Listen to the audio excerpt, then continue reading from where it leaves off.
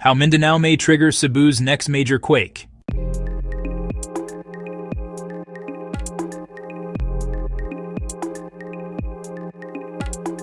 In late 2025, the ground across the Philippines shuddered.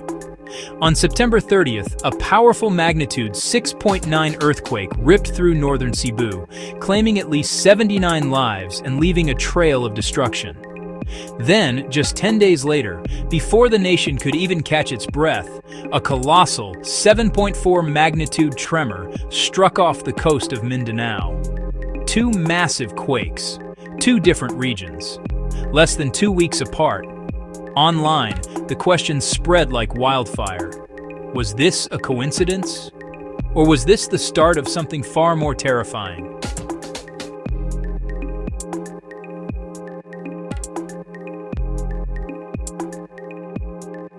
A violent earthquake strikes Mindanao. But hundreds of kilometers away in Cebu, the ground had already been shattered by its own powerful tremor.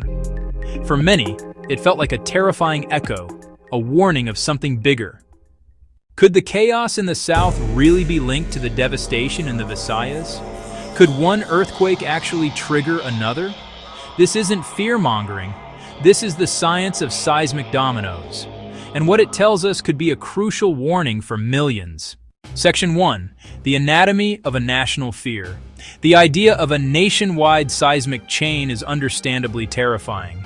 The Philippines, after all, is sitting right on the Pacific Ring of Fire, a region of intense tectonic activity where massive plates of the Earth's crust are constantly grinding against each other. The entire archipelago is squeezed between the Eurasian plate and the Philippine Sea Plate, creating a complex network of fractures in the ground known as faults. This is the Philippine Fault System, a 1,200-kilometer-long series of cracks running from Luzon all the way down to Mindanao. So when the back-to-back quakes of 2025 happened, it was natural to look at this vast, interconnected system and assume the worst. The two events, though separated by hundreds of kilometers, just seemed too powerful and too close together to be a coincidence. The earthquake in Mindanao was a classic subduction zone event, generated by the immense pressure at the Philippine Trench, where one tectonic plate dives under another. These are the kinds of faults that can produce the world's largest megathrust earthquakes and devastating tsunamis. But the Cebu earthquake? That was different. It didn't come from a massive trench. Instead, it popped off from a local fault system, a more intimate and, as it turned out, a previously unknown threat. This key difference became the center of a major scientific investigation. The question for seismologists was clear.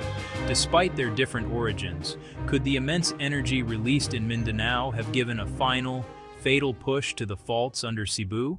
Section 2. The domino effect. Science or fiction? The theory that one earthquake can set off another is called seismic stress transfer. Think of it like a line of dominoes.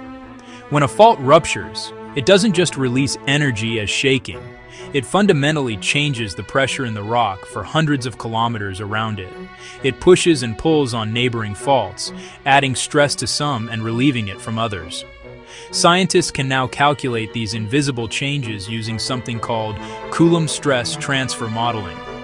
It's a sophisticated way of mapping out the forces that ripple through the Earth's crust after a quake, helping to determine if a fault has been pushed closer to its breaking point.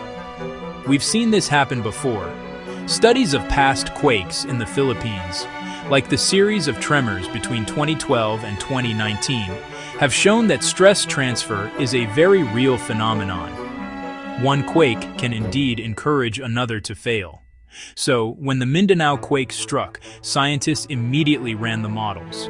They needed to see exactly how much stress its 7.4 magnitude rupture had transferred northward toward the Visayas. The results were startling. The analysis showed that the stress on the faults near Cebu did, in fact, increase.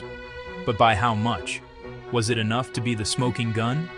The answer, buried in the complex calculations, was no. The amount of stress added was incredibly small, not nearly enough to trigger a quake of the magnitude that struck Cebu. The domino had been pushed, but not hard enough to make it fall. Section 3. The verdict from 5 Oaks. The stress models all pointed to one conclusion, which was soon confirmed by the Philippine Institute of Volcanology and Seismology, or PHIVOLCS. On October 10, 2025, the agency's director, Dr. Teresito Bacolcol, stated clearly that the earthquakes in Mindanao and Cebu had no connections. They were generated by completely separate and independent fault systems. The Mindanao quake was born from the vertical, plunging motion of the deep Philippine Trench, the kind of movement that displaces huge amounts of water and generates tsunamis. The Cebu quake, however, came from a fault with mostly horizontal motion. The physics were different, the locations were different, and the timing, against all odds, was just a terrifying coincidence. The national fear of a seismic chain reaction in this case was officially debunked by science. Section 4. The real threat to Cebu. So if Mindanao didn't trigger Cebu's quake, what did? The answer, in many ways, is far more frightening.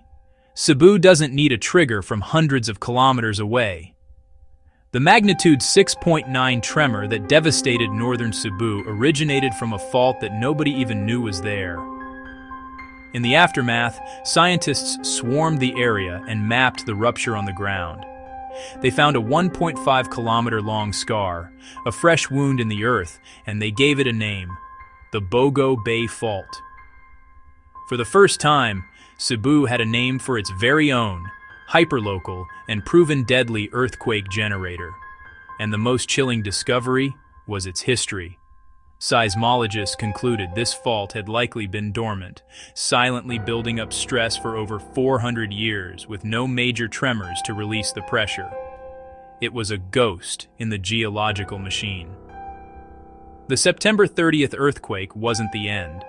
It was an awakening.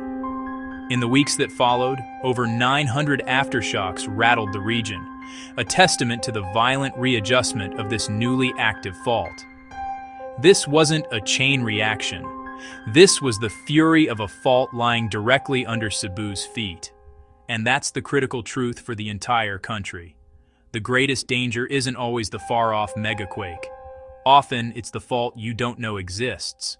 Over the last decade, several of the Philippines' most destructive quakes have come from previously unmapped faults, like the one that caused the 2013 Bohol earthquake. The reality is that almost every major Philippine city is built near or directly on top of an active fault line.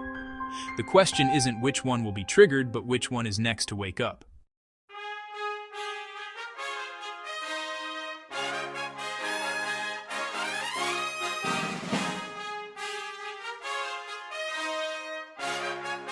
This constant seismic activity is a part of life in the Philippines, which is why staying informed isn't just interesting, it's essential.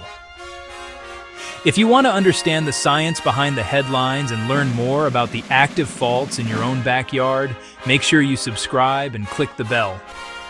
Let us know in the comments, what does preparedness look like in your community? Section 5. From Fear to Preparedness. Understanding that the Cebu and Mindanao quakes were separate events is crucial because it completely changes how we should prepare. The fear of a single nationwide chain reaction is misplaced. The reality is a patchwork of local risks, and each one demands its own strategy. Mindanao, facing the deep Philippine Trench, has to focus on tsunami readiness. That 7.4 quake did, in fact, trigger tsunami warnings for coastal provinces. That vertical thrust is a known tsunami generator, and coastal communities there need clear evacuation routes and rock-solid warning systems. Cebu's threat is different. Its 6.9 quake was incredibly shallow, only 5 kilometers deep, which is why it was so destructive despite a lower magnitude. The shaking had less distance to travel and hit the surface with brutal force. For Cebu, the focus has to be on what's built on the ground. The discovery of the Bogo Bay Fault, silent for 400 years, proves we can't afford to be complacent. Strict building codes, retrofitting older structures, and finding other quiet faults aren't optional. They're matters of survival, a lesson learned in places like Japan, where great engineering and relentless preparation save thousands of lives when the ground starts to shake. Conclusion. We started by asking if Mindanao could trigger Cebu's next big quake. The science says no, but the investigation uncovered a more urgent and personal truth. The ground beneath the Philippines is a mosaic of independent threats, a web of fault lines each moving to the rhythm of its own geological clock. The quakes that struck Cebu and Mindanao in late 2025 weren't a chain reaction. They were a dual warning. Two distinct messages from two different sources, with the same powerful demand: be ready.